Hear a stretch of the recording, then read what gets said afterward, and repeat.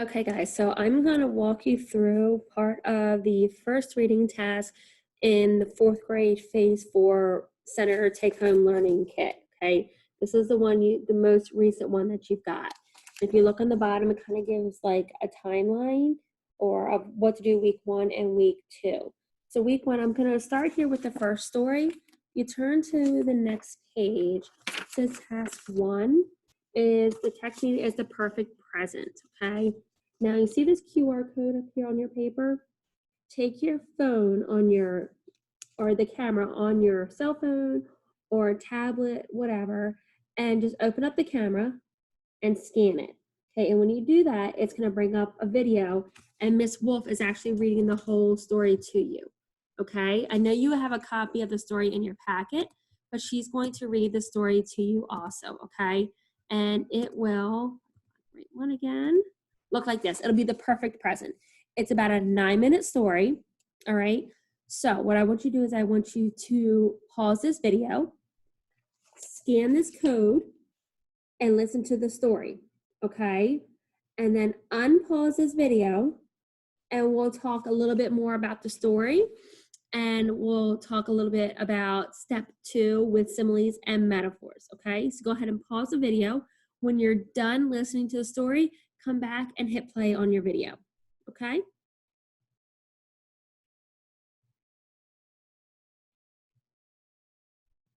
Okay, so you read the story about the perfect present. Now we're going to look at step 2. Read the examples of figurative language and the similes and metaphors. Sort, all right? And after reading each sentence, decide if it's a simile or if it's a metaphor. Right? S for simile and M for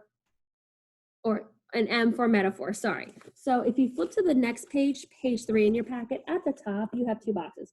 One says metaphors, one says similes, okay? So metaphor is a comparison of 2 unlike things by saying that one thing is dissimilar to the object or thing. For example, Dad is a monster in the morning before he drinks his coffee. Well, Dad's not really a monster, but Dad and monster are dissimilar or they are not alike, and the comparison is explained, okay? For example, that would not be if I say my dad is a boat. It doesn't make any sense, okay? So metaphors are comparison of 2 unlike things by saying that one is dissimilar object or thing. So when you think about metaphors, they usually contain the words such as be, or verbs like they am, they are, is, was, and were, okay? The comparison should be obvious or should be explained in your example. So those are metaphors. Similes we use more often in school in our regular language, like it's raining cats and dogs. We know it's not really raining cats and dogs from the sky. We might say it's raining cats and dogs when it's raining really hard. It's pouring buckets. They're not really pouring buckets outside, but it's raining so hard, it's like somebody's pouring out a bucket of water, okay? Comparisons with similes of 2 unlike things, okay, with the words like or the word as. Their example, as the girl was humiliated, her cheeks turned as red as an apple. If I'm humiliated and embarrassed, my cheeks literally aren't going to turn red, okay? But they might turn red just similar to an apple, okay? Or the girl can run as fast as a cheetah, okay? So similes are 2 things being compared must be completely different, all right? They can't be alike at all. So what I've got here, I found a little video I'm going to share with you about similes and metaphors, okay? So give me 1 second, I'll get that up. Go ahead and listen. Similes and metaphors. Christina was walking home by herself after babysitting. The night was dark. She walked by a cornfield. The crickets made sounds. Eyes glowed from the corn stalks. What? This sounds like a good story. Yeah? I'm gonna let you finish. Okay. But these lines are boring. Really? They're not vivid enough. Huh. We need to make this come to life with some similes and metaphors. Okay. Got a story laying flat on the page. Want it to come to life like a play on the stage. Describe using metaphors and similes. Writing vivid stories will be a breeze. A similes, a figure of speech. Using like or as to compare different things. A metaphor, compare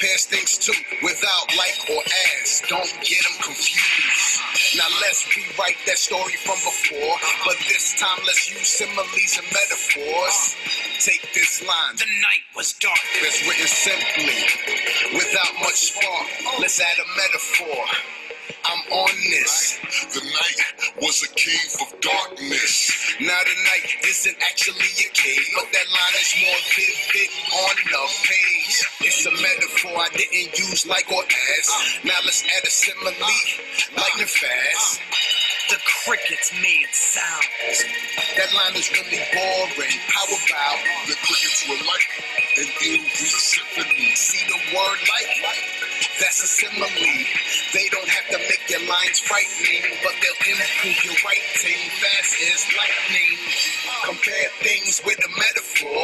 Metaphors are a home run, yeah, for sure. Use like or as for a simile. That definition's like glass. It's clear to me. Compare things with a metaphor. Metaphors are a home run, yeah, for sure. Use like or as for a simile. That definition's like glass. It's clear to me. These tools might seem easy to swallow, but there are some rules you need to follow. Compare so your readers will understand. Get it together like a rubber band. For instance, here's a simile not to use. The eyes glowed like my sister's shoes. That doesn't work. We don't know what they look like. So that simile has got to take a hike and make sure it matches the story's tone, or else it won't work like a broken phone. Our story is scary, so our simile should match. Silly similes might make the reader laugh. Like, The cricket sounded like a monkey doing math. that's random. Similes and metaphors of puppies and cats. People love them. How many did you catch in this rap? Compare things with a metaphor. Metaphors are a home run, yeah, for sure. Use like or as for a simile. That definition's like glass. It's clear to me. Compare things with a metaphor. Metaphors are a home run, yeah, for sure.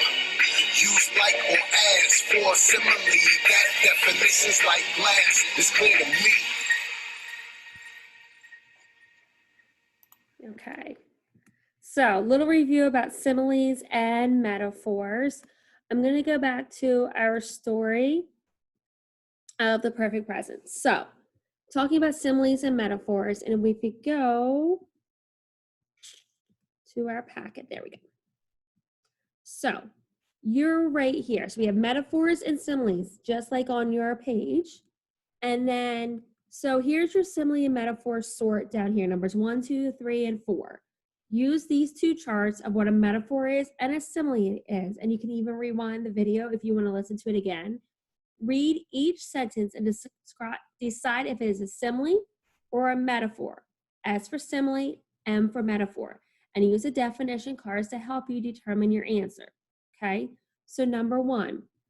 Although it was January 31st with 3 feet of snow on the ground, the interior of the ski lodge felt like a warm summer day. So it felt like a warm summer day. It wasn't, but it felt like a one. So is it a simile or a metaphor? All right, S or M. Number 2. My teacher says she has mountains of papers to grade this weekend. Simile or metaphor? Remember, similes use like or as. Metaphors do not. Number 3. Snow White's hair was as black and shiny as volcanic glass. Simile or metaphor? Number 4. When Grandma's 8 grandchildren stood around her, she looked at them and said, "My goodness, all of you are growing like weeds." Simile or metaphor? All right, so the bottom part down here is where it wants you to write down and provide the required information for the figurative language you use. So find a simile or a metaphor from the text. Could be either one. Okay, so go back into the story. You have your paper copy that was sent to you in the mail. You can also rescan this QR code and have it read to you again. You can do that as many times as you need to, okay? That QR code is going to work forever, all right? So write down a simile or a metaphor, phrase, maybe it's only 6 or 7 words from the story, and then write down things that are being compared, okay? And the bottom, how are these things similar? Go ahead and pause the video, and when you're done, we can keep going. Just unpause it and we'll keep going. We have one last task to do for this part.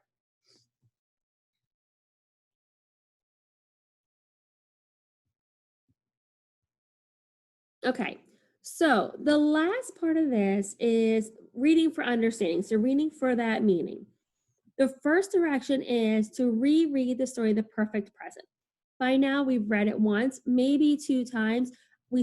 I still ask that you read it or listen to it again and really listen to the information in the story, all right? Take notes on the information of the story. So when I say take notes, you can take a highlighter when you're looking at the text itself and highlight the information that's important in the story. Highlight or underline. Think about the characters in the story. Who is it about? That's important. You might want to highlight and underline that. If it talks about where they are in the story or the setting of the story, highlight or underline that. All right. Also think about what problem happened in the story. Okay. So the characters had a problem, right? What was that problem? Highlight it or underline it so you can go back and find it. Okay. Between the problem and the solution or the answer to your problem, there's going to be some events, okay, that happen or things that happen. Make a note about those details also, okay, so it'll be easier for you to go back and find them. The very end of the story, towards the conclusion, you'll see the solution. How did they solve their problem? What did they do to solve the problem? Okay, you're going to use those to write your passage down here. The directions are to the stories that you're going to be reading throughout this packet are all about ways that we help each other. So the notes that you took in the story of The Perfect Present, that highlighting is going to help you think about the problem and the solution in this story.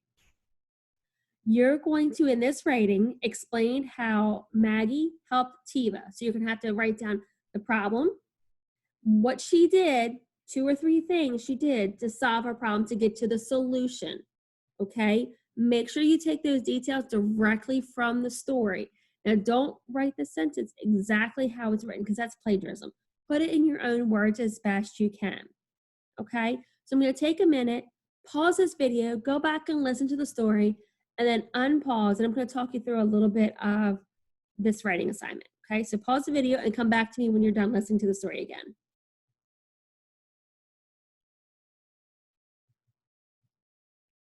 Okay, so now that you've listened to the story again, you've taken a few notes. I want you to think about, well, what is the story about? Who are the characters? Okay, so and then say, oh, well, what is the problem of the story? And say, oh, well, in the beginning, Maggie, blah, blah, blah, blah, blah, whatever the problem was. I'm not going to tell you what it is. Did you catch that? And write down what the problem was in the story. And then you can say, well, then she did this. And then they did this. Okay, so give me details directly from the story to help support your answer in here. All right.